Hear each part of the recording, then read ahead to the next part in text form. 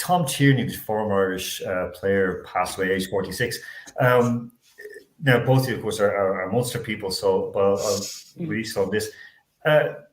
How sort of shocked were the Munster family with this? I know you're a Welsh rugby fan, but like, how shocked were the Munster family? I think it was even evident from a lot of the players on their own personal Instagrams over the last 2 to 3 days, just coming out with there was a level of shock for a man in his 40s to pass away so suddenly. A man with 2 young children and a wife who obviously passed away, unfortunately, during the course of a night in his sleep. But it just, as an entire rugby community, I think it was devastating. And I think the influence he had, not just on when he was involved with Munster and various teams in Limerick, but also when he went into the women's rugby setup, was huge. And this is a hugely respected figure. And I suppose Munster rugby has obviously in recent memory been touched by the tragic passing of Axel Foley. And I think there is, to an extent, a lot of the players would be in a similar vintage where they would all have a close connection here as well. And it's a opening of an old wound that perhaps for a lot of players, it's been a very difficult few weeks, especially for, I suppose we have to mention it, the Munster players within the Irish camp, because obviously while Conor Murray, it was his father who was involved in a very severe car accident he was a cyclist and struck by a lorry. Those are all players who are also part of the same team and family in a lot of, I suppose, in rugby clubs in particular, there's a huge family dynamic in the club. So for a lot of those players, they would be very familiar with Conor's dad as well. So I think it's been a tough emotional few weeks for the players involved, particularly from the Munster camp within the Irish setup. And I think the players, obviously they wore armbands during the game, and it's another sad blow to Munster rugby to see a young man in his prime passing away so tragically. And it's obviously very tough for the province and the rugby community within that. Of course, he's from Limerick, but he passed away in Tipperary, I believe. Mm-hmm. But he was, as I mentioned, quite upsettingly at home in the company of his family over the course of the night. So, but a very young man, and I think that the thing we have to take here is it's tragic for the family. He's been hugely involved with Irish rugby as a whole, not just in Munster, obviously the women's setup as well, but the international women's setup.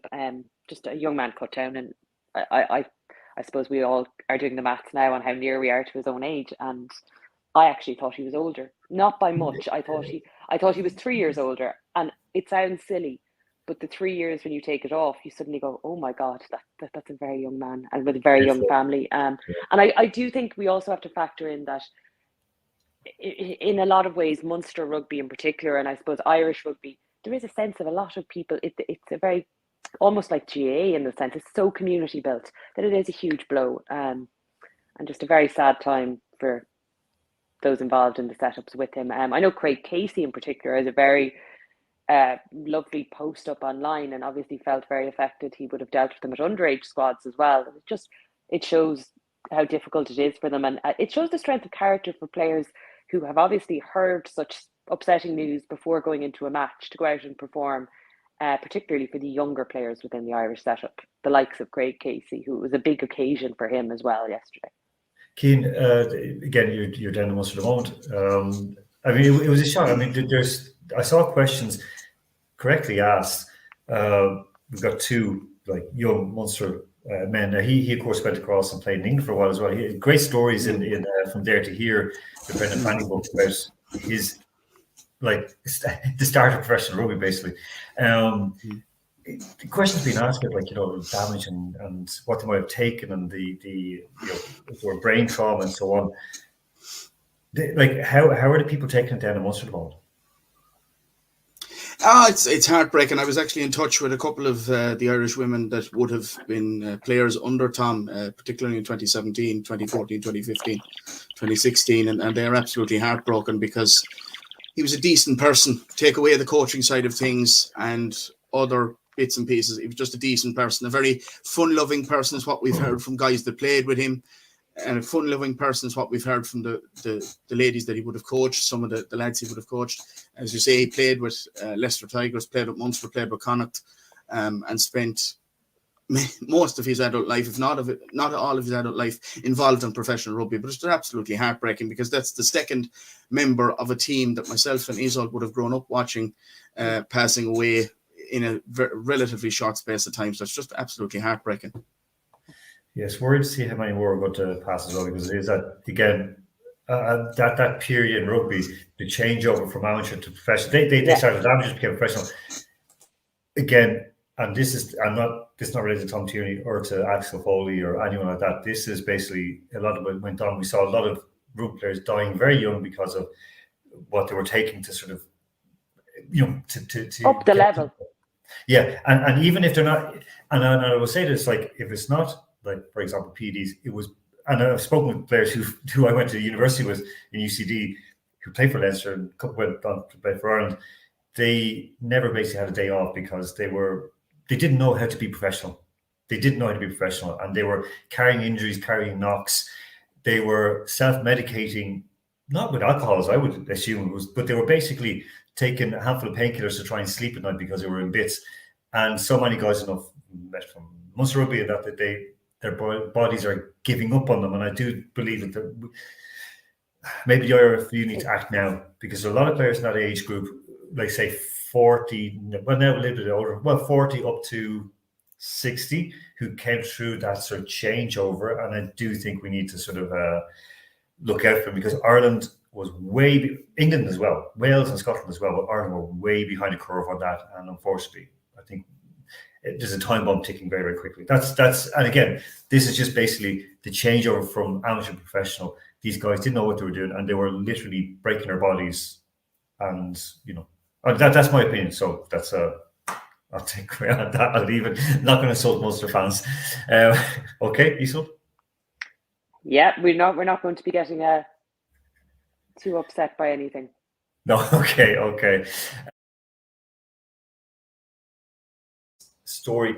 This was, of course, earlier on this year when Jim Ratcliffe, he's scored knighted for his services to whatever he does, the owner of Ineos, who produce chemicals and so on, 4.2 billion they want to try and buy out Chelsea for. Of course, that was rejected out of hand. The next situation, of course, now he is looking to buy Manchester United, and there has been some pushback from some parts of the media. Can I start with you on this? From what we know of this guy, his business practices have been fairly suspect at times. In this, absolutely brilliant. I mean, I can't say it's not a takedown piece. It was very, very good by Andy Dunn. And as he said, that this is a man who once threatened to shut down a Scottish petrochemicals plant. He's going to put out over 1,000 jobs at risk unless the trade union agreed to job cuts, a wage freeze, harsher redundancy terms, and a scrapping of a final salary pension scheme. That was one thing. He's very like a Mr. Robert Maxwell. You can Google that, folks. Keane, is this the kind of guy that Manchester United, the fans, are going to be singing for? They probably will if the finances are the right way and things can improve, because as we've probably noticed, supporters and morality at the moment don't knit together. Not the whole lot. I'm sure a certain amount of all of the different clubs that have been taken over in recent years, there's a little bit of morality, but it's very, very difficult at the moment. I don't think, even though what you've said there is extremely difficult to hear, I don't think if he was to take the club over from the Glazers, I don't think the supporters would be too upset. I think they'd be just overly concerned with the football side of things. So would you agree on that? Because I didn't see it, but in our private chat, you put it about the house of Maxwell and Maxwell, because immediately, as soon as I saw that, I have no time for the man whatsoever. He's been involved in so many dirty things. He's a good businessman, of course. He is a very good businessman. He gets some strange kind of investors, but I wouldn't want him next year club.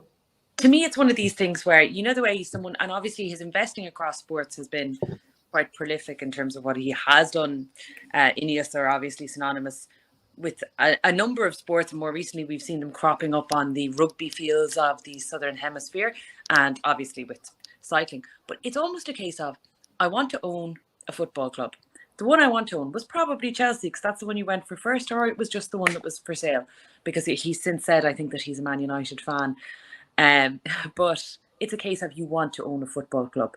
Great. Ryan Reynolds bought one further down the league. Maybe start there and work up. Don't start with a team that are in disarray and that have that huge profile. But obviously, if you're that kind of person, it reminds me of the dynamic. The reason I said Maxwell, the dynamic between Robert Maxwell and Rupert Murdoch, where someone wants to get something and they don't care about the actual needs that club has. Man United fans will welcome anyone with open arms. I'd say Steve Ashley, if he was to rock up right now, they'd be like, come on in, Steve, we'll take you in. Welcome to Sports Direct. Mike Ashley, sorry. Yeah. Well, you might as well call him Steve, because they call him an awful lot worse up in Newcastle. My mind is distracted with it, but it is. There is also the fear is, like, if United don't sell, if the Glazers stay involved and just decide to get some cash in elsewhere, what position? Like, United fans saying we're going to have demands of the new owners. No, you're not. No, you're not. So with Man United, there's a lot of people now saying they're blaming the Glazers. They're already calling for Ten Hag to get out. There's been so much hassle with Anthony, with Mason Greenwood, which we brought up actually at the time we were live on air when it was all breaking news that Sunday on the radio. We played the a couple of weeks ago with Andrew. We played the audio. We showed it's just like a lot of we've broadcast.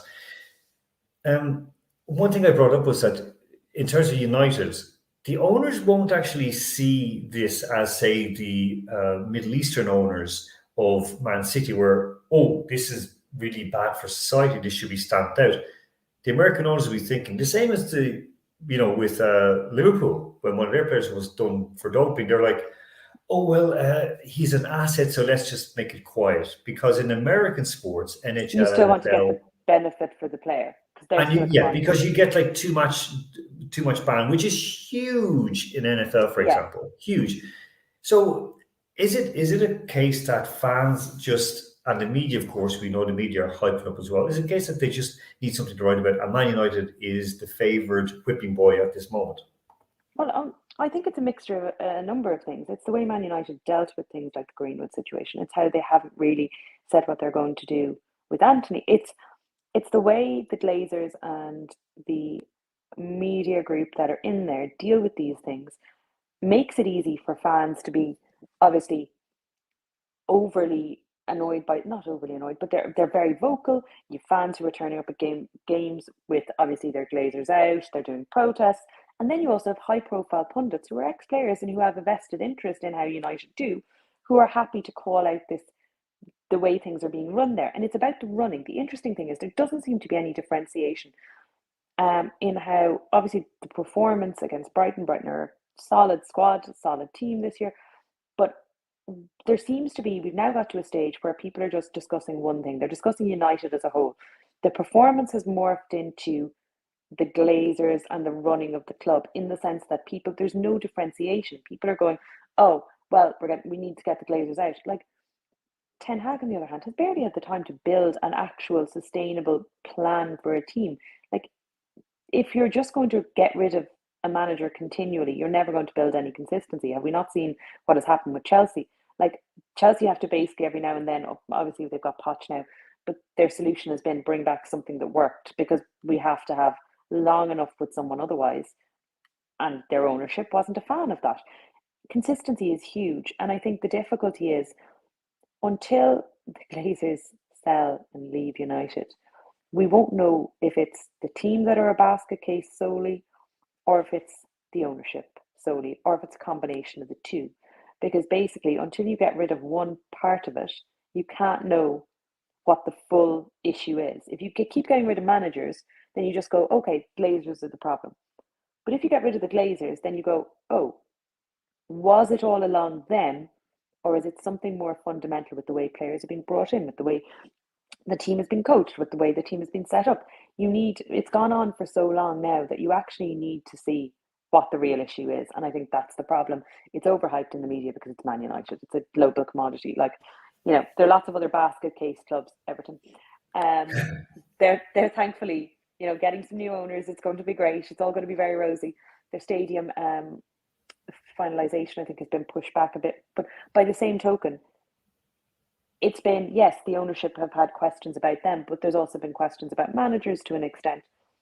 But with United, I don't think we know fully if, like, you just need to get rid of the Glazers, in the sense of, I'm very happy for United to keep the Glazers forever.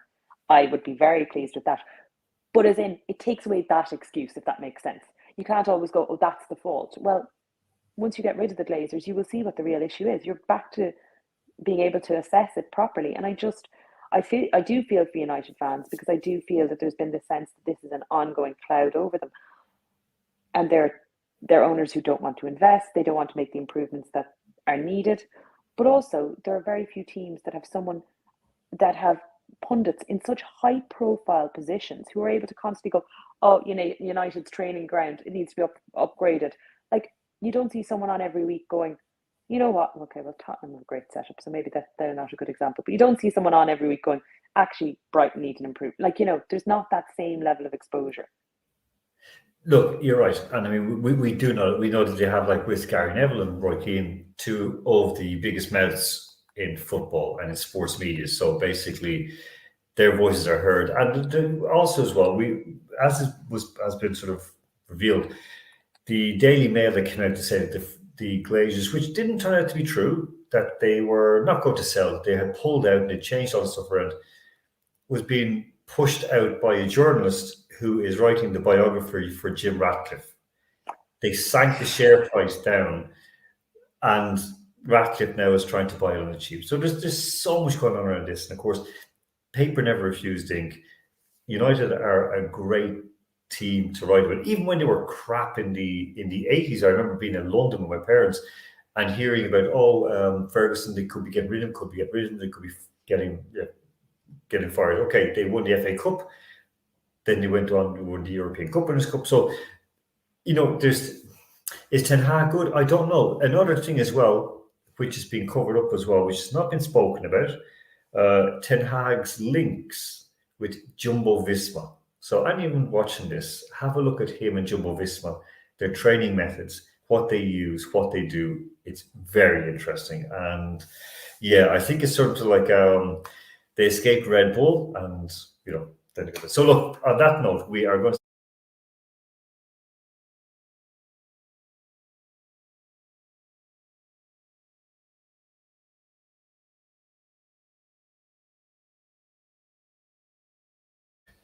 to do that to children is abhorrent. Robin Parisotto, an awful lot to dissect in that. We're going to part 2 on to next week, because we also have some superb guests for next week as well. The second part is shorter, but we've got a big one next week, trust me. And Robin will really fit into that as well. Start off, Andrew, with you on that. What singular point did you take from what Robin brought up, that what he brought to us? Well, I think the thing that struck me probably the most was how when he was discussing the EPO and how he was his expertise could and ultimately did formulate a method of testing for it. Why had it not been done before? I mean, it almost sounded like he'd stumbled across something because he realized that he could transfer knowledge from one area to another. The cynic in me believes that the answer to that question is it has been known about for a while. A test could have been made earlier, and just simply people didn't. I mean, why? Well, again, if we're going to be even more cynical, you'd have to assume because people wanted to cheat the system. I think as well, the other thing I would like to highlight as well, that he mentioned that I thought was quite interesting, quite a simple point, when you were talking about the different bodies he'd worked with, and he mentioned the relationship, the ability, the allowance to discuss concerns, which surely has to be an absolutely critical aspect of any governing body on any level, whether we're talking about doping or just simple financial rules, whatever it is. So when he was describing being able to or feeling comfortable being able to discuss various issues, questions, things he didn't feel entirely in agreement with Roussard. I thought that was at least encouraging. How much that's affected what actually happened. Well, look, I don't think any governing body is going to want to air all of their dirty laundry, but a discussion has to be critical at this stage, because you've got people with expertise who know, or at least have a theory how this is how we can control, set up tests. And if you're not willing to learn from people who have that area of expertise, or are willingly ignoring them, these are the people in control. That is a seriously worrying state of affairs. So I was pleased to hear him focus on what may sound like a simple aspect, the relationship in terms of communication, but surely is actually one of the most important. How many other people in the field have similar, I say freedoms, feel that comfortable is debatable, but that was something I was quite encouraged to hear from him. Yeah, just a positive for a mix from the graphic. We, yeah, for me, just the fact that how much do people want to stop it, and that's one of the questions that we'd had in was, well, our friends in Verona said, like, where is the doping worse? Where is doping the worst? As Robin said, basically everywhere. There's no good. The most worrying answer.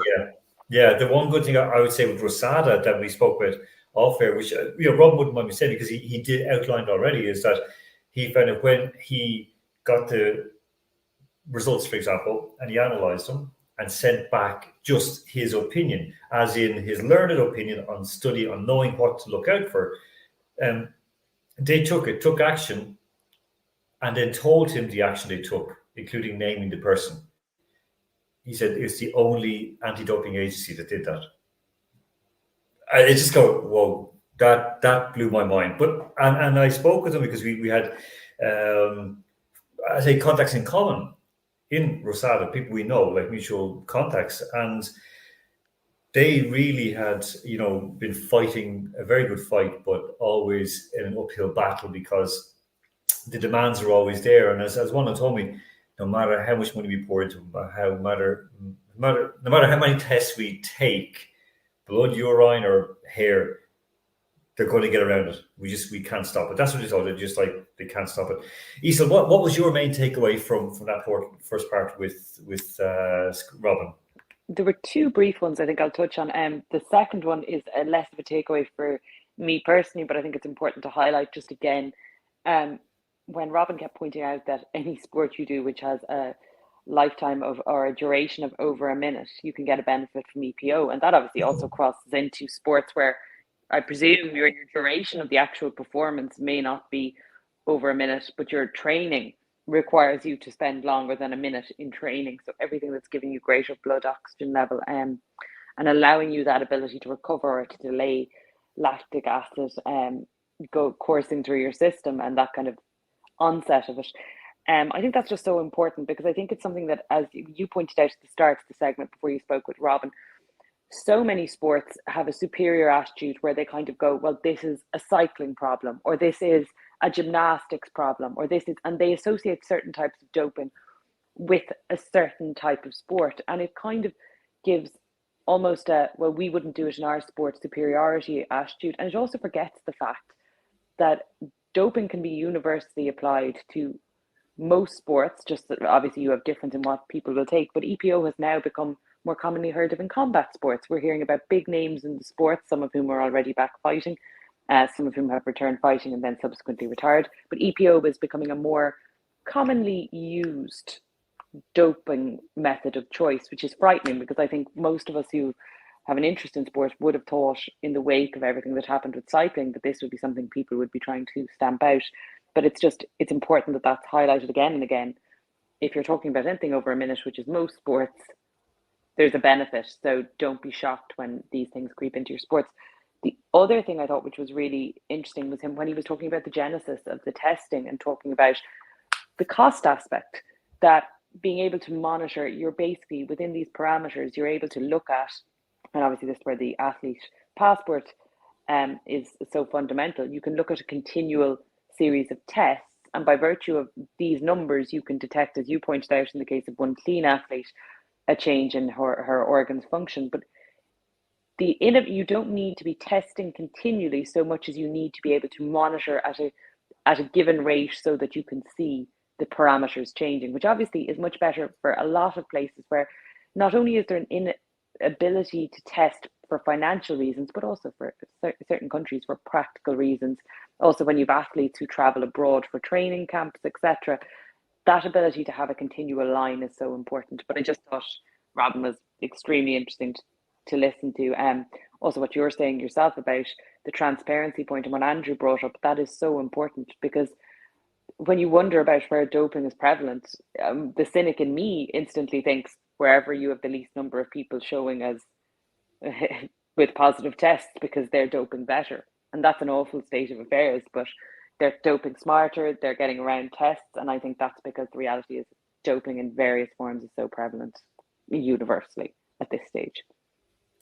Yeah, I agree. I mean, we have to agree, because it just, as you said, in fight sports, and you said it over a minute, but he also did caveat and say also 100, because I said 100 meter sprinters doesn't work.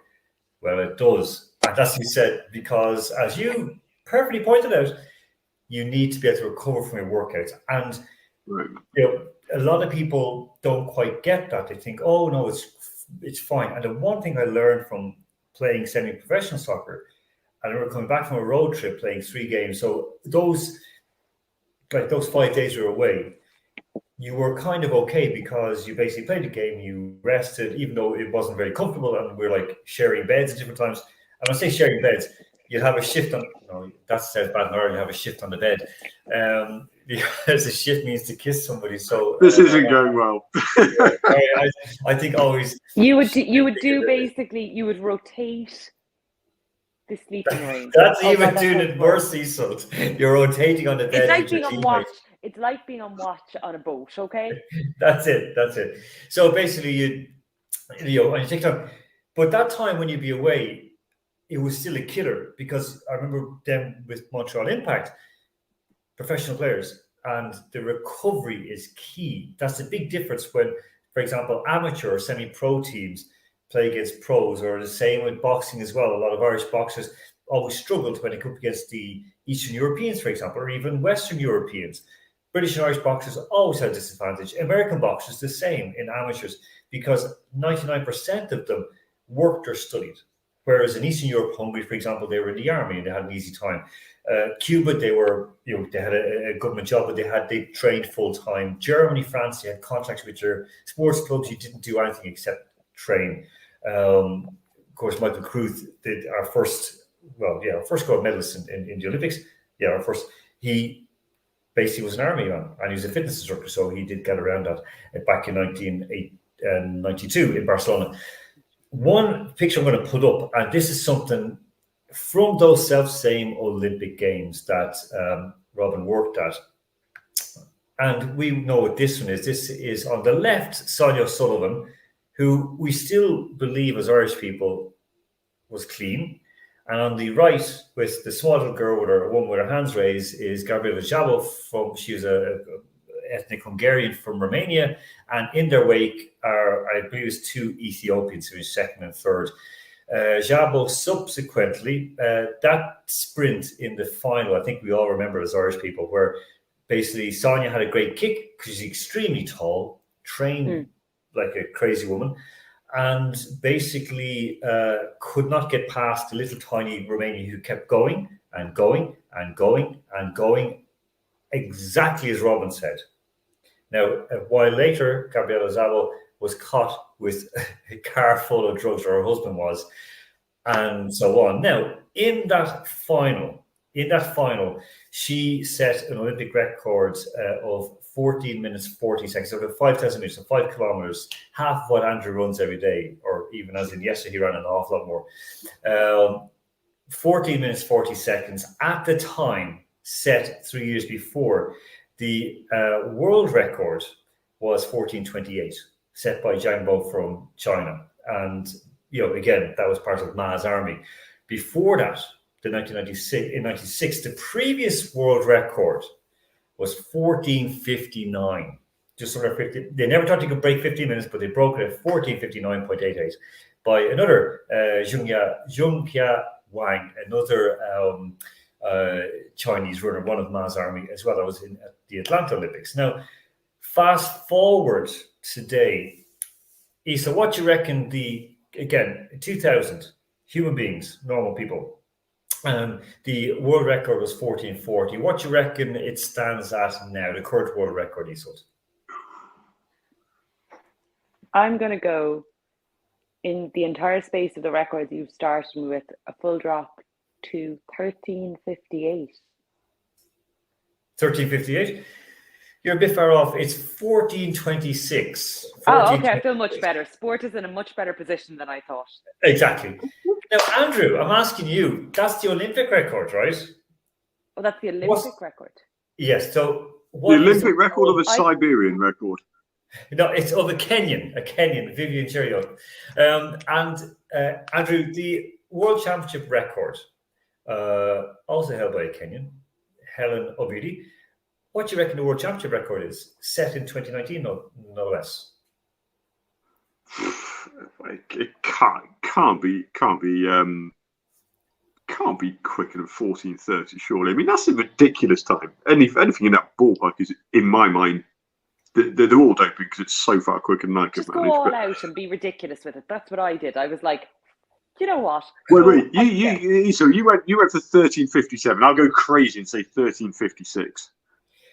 No, you're wrong. It's 14:26 as well. 14:26.72, slightly slower, half a second slower than the Olympic. That is a terrifying time. I mean, that is a truly terrifying time. Exactly. Now, think about this. The set in 2020, of course, when nobody was training. Remember, nobody was training in 2020. Nobody. But the men's and women's world records were broken for the 5,000 meters.